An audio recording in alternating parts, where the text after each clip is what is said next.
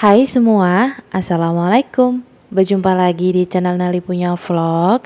Di video kali ini saya akan membagikan resep cireng yang simpel, rasanya renyah, tetap empuk di dalam, dan ini anti meledak ya teman-teman.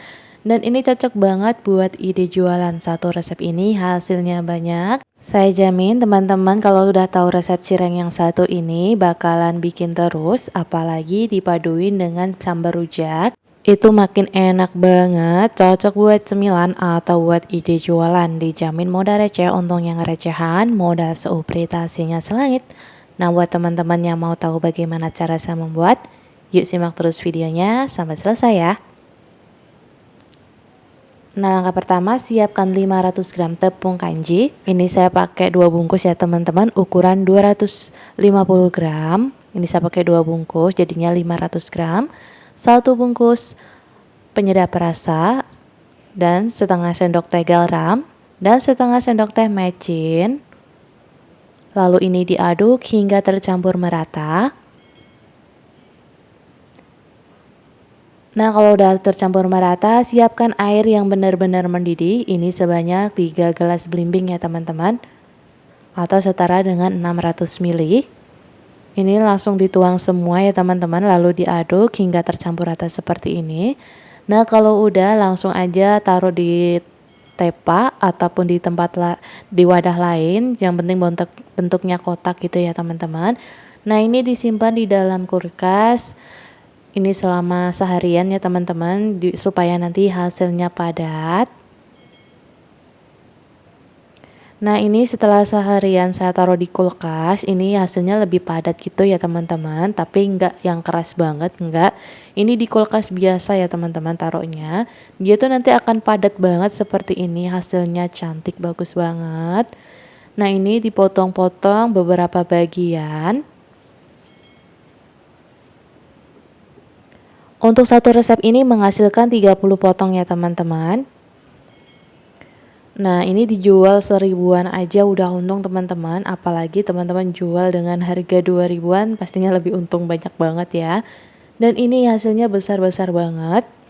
Siapkan secukupnya tepung tapioka untuk baluran ya teman-teman. Nah, jangan lupa untuk ditekan-tekan seperti ini. Nah, kalau udah taruh di tempat lain.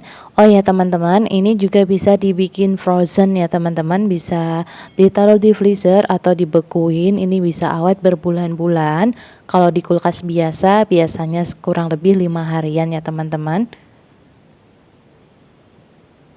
Nah, ini dia cirengnya teman-teman, kurang lebih hasilnya seperti ini. Hasilnya cantik banget dan besar-besar banget ya, jual 1000-an dijamin laku banget karena harganya yang murah, rasanya juga enak. Nah, langsung aja ini digoreng dengan minyak yang hangat. Sebenarnya menggunakan minyak panas pun nggak apa-apa ya teman-teman. Di sini menggunakan minyak yang hangat, lalu menggunakan api sedang cenderung besar ya teman-teman. Nah, tipsnya supaya ini crispy-nya tahan lama, ini digoreng 2 kali ya teman-teman, supaya nanti hasilnya lebih kriuk. Tapi enggak yang keras ya teman-teman, dalamnya tetap empuk. Nah, kalau udah ini diangkat, ditiriskan, nanti bisa digoreng lagi ya teman-teman. Pokoknya ini digoreng 2 kali. Setelah agak mengering, ini diangkat. Nah, nanti setelah semua selesai digoreng, lalu digoreng kembali ya teman-teman, pokoknya hingga kering. Nah, kalau udah kering dan juga udah matang, baru ditiriskan dan disajikan.